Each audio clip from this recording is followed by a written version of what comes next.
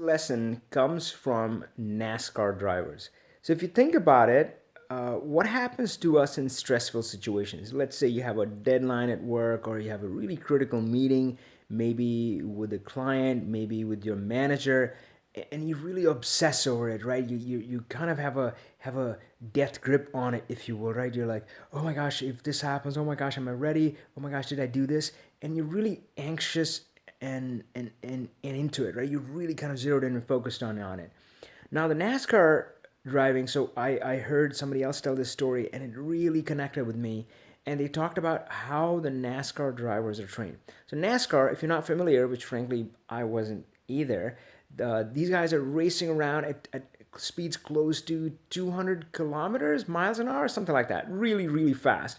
And they're going around it on a track and they're doing it for hours.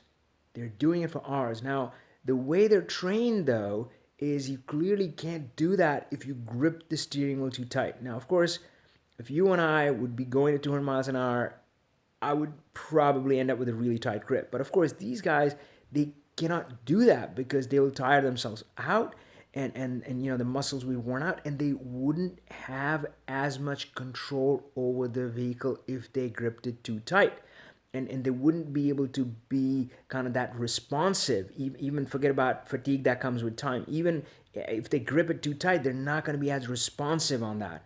So the way they're taught is to have a light grip on the wheel. That's how they're taught to drive.